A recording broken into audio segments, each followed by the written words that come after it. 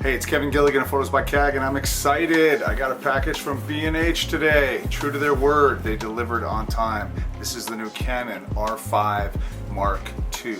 I've been waiting a while to upgrade for my Canon 7Ds, 7D Mark IIs, and I finally decided to jump in. I skipped the original one, and today I'm going to open it up, and the next week I'm going to start testing it.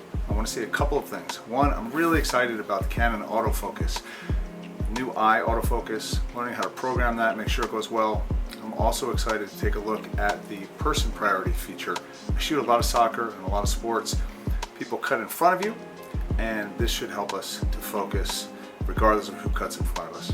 So I'm really looking forward to those two. So let me open this up and let's get started. Look at that, just a big beautiful R on the front. So the R5 Mark II is one of Canon's most anticipated cameras in some time. This appears to be the best all-around camera for videographers and photographers on the market right now. Okay, opening it up, it's got most of what you would expect. Book, the manual. I do give photography lessons, and I always tell people to read the manual, honestly, cover to cover. When I get a new camera, I always read the entire manual once.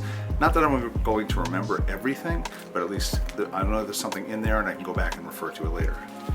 New charger and the extra battery out.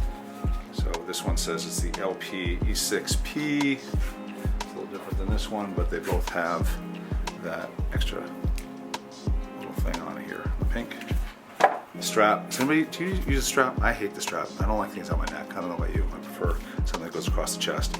You know, if you like straps, leave a comment and tell me you like straps, but I really don't like these we have here.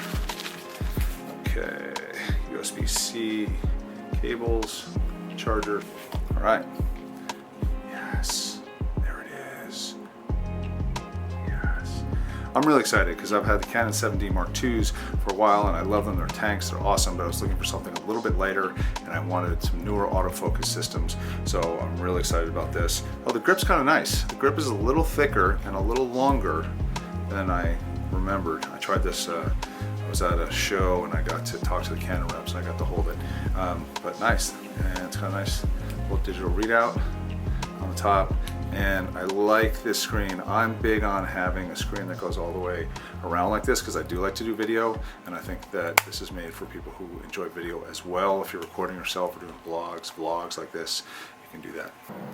So the Canon R5 Mark II does have 2 card slots, and if you are shooting professionally and getting paid, you should shoot with a camera with 2 card slots. Put 2 cards in, be ready in case one fails. You always have a backup. So here's the new card that I got. It's a little bit different than your standard SD card. This is a SanDisk Professional 256 Pro Cinema CF Express card. VPG 400 Type B. So it should be better for video recording. Given the 8K recording, you're gonna need a fat card, something that's able to handle that kind of data. Okay, now the sound you've all been waiting for. How fast is it? What does it sound like? Ooh, that's how fast it is. Let me see, can you hear that again? Let me check the recording meter on that. Oh yeah, that's how fast this is.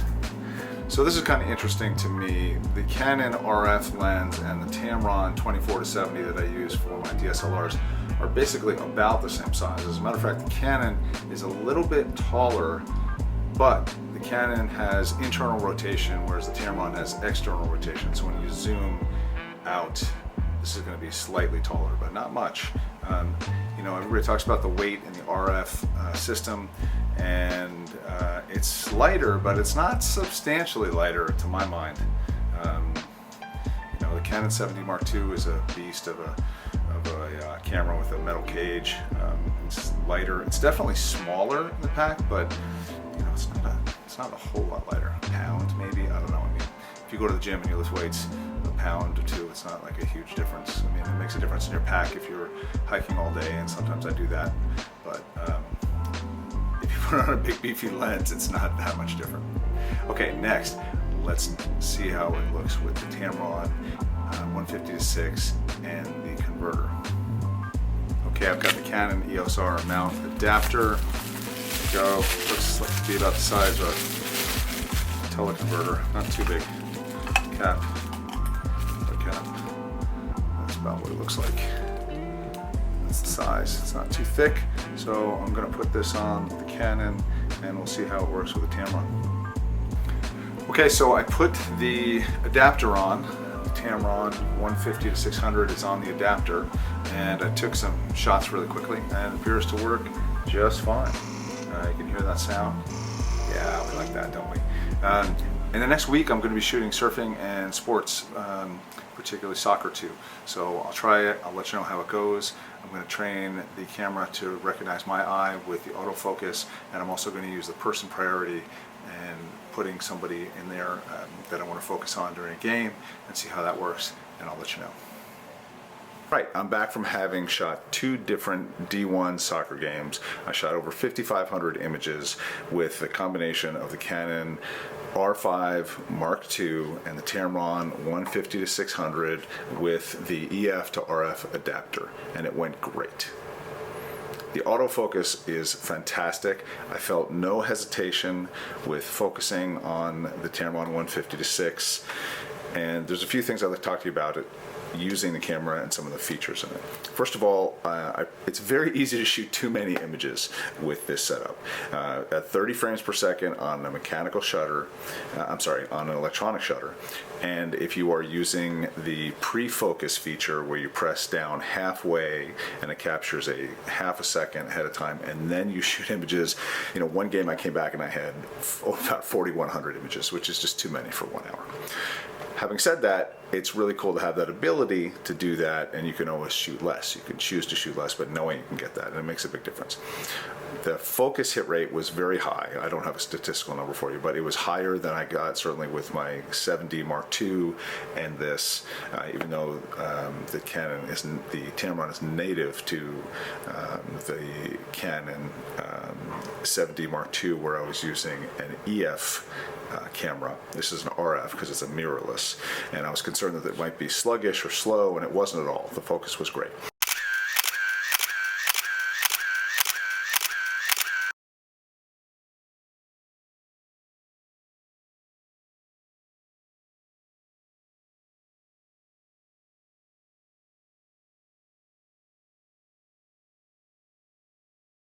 A couple things I did. I used the feature that allows you to identify a person and capture them. And what you do is you register the person, you can take a picture of them, upload to the card, select them, and then using that feature, the camera will prioritize the person you want to focus on. That's really handy to have in a soccer game, because if you've ever shot soccer, people are constantly coming in between you and your subject. Could be a defending player, oftentimes it's the ref, who knows. It locks on, and a little icon pops up and tells you that it's locked on to their face. And if you don't like that icon, I think you can turn it off. But I didn't mind having it. I thought it was kind of cool that it let me know that it was capturing that, and it really allowed me to focus. That way I didn't have the focus racking that you would have when someone comes in between your camera and it gets blurry and then you got to go back. It really stayed locked on much better. It was super fast. The focus acquisition was really fast. I have nothing but good things to say about it. So if you're thinking, do I need to spend $12,000 on a Canon lens to shoot sports outdoors? You don't. I'm sure that the 600 f4 is a gorgeous lens. I'm sure it produces gorgeous images, but not everybody has $12,000 to spend on a lens. Or even if you have it, you may not want to. You might want to spend it on something else. So for about $1,500, you can get the Tamron 150 to 600, the adapter, and you should have no concerns about shooting with it. It's terrific. A couple of other things about the camera that were interesting. The card got super hot, I will tell you, when I was using it and transferring. I got one of the new, this is a SanDisk, this is a 256 card. Interestingly, the card reader, if you don't know, the card reader says do not put the card reader directly on top of your computer because it has a magnet in it and it might affect your hard drives or damage your hard drive. So just FYI, if you're using one of these cards and the card reader, the new cards for this one, be wary of that. Eye focus. All right, when I was shooting these 2 games, I did not use eye focus. It may turn out to be a very useful feature. Just in my 1 week with the camera, I haven't been able to tune it sufficiently to the point where it was working exactly the way I wanted to. It was pretty good about moving from one place to the other. I did calibrate it, and it was good about moving from left to right or from top to bottom, but it wasn't exactly on where I wanted it to be, and I found it a little bit easier to use the focus point. But I'm not going to say that it's not worth it. I'm going to say that I need to work with it some more before I see how useful it's going to be. One of the things that the Canon talks about is when you're using the camera, the different angles that you have the camera, whether it's this way, how close it is to your face, and the different ways in which your eye presses up against the eye cup will affect the focusing.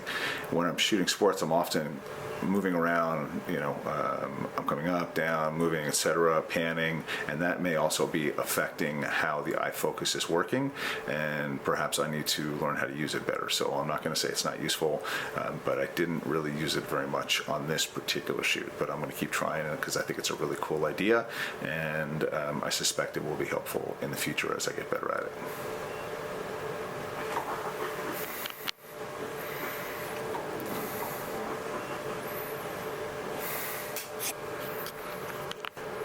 Let's talk about the PreCapture feature. One of the cool things on the Canon R5 Mark II, it has a PreCapture feature that allows you to hold down the button halfway, focus button or capture button halfway, and it will capture up to a 0.5 of a second worth of images before you press all the way down.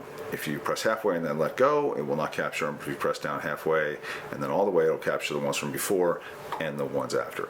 It's a fantastic feature, and I would say use it, I won't say use it sparingly, but just be aware of the fact that if you are shooting a lot in a long game and people are moving quickly, you could get too many images. For one game, I think I mentioned this earlier, I had about 4,100 images, so just be aware of how quickly you can capture tons and tons of images, and you may want to slow things down a little bit, or you may want to turn that feature off and not use it all the time. You just might want to use it sometimes. The other option for you when you're shooting is there might be times where you don't want to put it on high speed. There's some times where someone's coming down the field and there's someone who's sprinting and they're going to make a pass and they're going to score, and you want to capture all that and the celebration after, and you want that high speed shooting. There are other times where you may not. For example, maybe at the beginning of the game when they're coming out onto the field, you don't need 30 pictures of them standing in a line. Maybe when you're warming up, you're capturing some pictures of the goalie and people shooting warming up. You don't necessarily need that many pictures and the rest of it. So just in terms of how you're shooting, be cognizant of the fact that in different times you can put on different types of sport modes or different types of speed of the images. Also, another consideration is the size. Since you're getting so many images, do you want these all to be large JPEGs? Are you shooting in RAW? What are you going to do? When I'm shooting sports, I typically shoot in JPEG, not in RAW. If you want to develop all your images and shoot in RAW, that's great. You can certainly do it. I typically don't. I typically shoot medium-sized pictures, particularly now that you can upsize pictures if you need to rather than large, because over time that's going to take up a lot of space on your hard drive. That's up to you, what your output needs are. But really, if you're just doing, social media, or you're giving people who are using them on their cameras and or computer, etc., really a medium JPEG is going to be fine. You don't need a large JPEG or a large RAW file. Having said that, if you're going to sell your stuff professionally, you might want to just have a large file and or a large JPEG file, or have one card on JPEG and another card on full RAW. You can do that too. Okay? Hope that's helpful. Those are just some of the techniques that I use when I'm shooting. Let's talk about the battery for the new Canon R5 Mark II. I wanted to let you know that in order to take advantage of all the features of the camera, you need the LP-E6P, and it looks like this, and it has a little line in it, and it also has a little rose marker that says Canon. I bring this to your attention because when I was purchasing my camera from a retailer, originally they had a different camera battery as an option for this one, for the Canon R5 Mark II, and the problem with that is unless you get this very specific battery, there are a few features you won't be able to use. So this is the optimal battery. Your other older Canon batteries will work. My 7D Mark II batteries work, but this is the one you want to have if you want to take advantage of all the features. It's a little more powerful. It's the LP-E6P. What else? Nice to have two cards in here, two different card capacities. The regular SD card, so you don't have to upgrade immediately, but there are some features that I think will not work unless you have the upgraded card. This one is the Pro Cinema CF Express VPG 400. But overall, it was just a fantastic experience. So I hope that's helpful to you. Please leave a comment, subscribe, and let me know if this is helpful to you. I know it's nice to have information from someone who's used it before you're making a decision to buy a $4,200 new camera and a $1,500 lens. So I hope this puts your mind at ease. In conclusion, I'm very happy to recommend the Tamron 150-600 in use with sports, particularly soccer photography, for use with the Canon R5 Mark II. The focusing is crisp. I found it worked really, really well. My hit rate was very high, and I was extremely satisfied with the focus and the speed. As long as you have a fast card, fast new card that can buffer, you'll be in good shape, and I hope this is helpful to you. If you like this and it was useful, please subscribe to my channel and check out my images at www.photosbycag.com. Thanks a lot. Have a great day.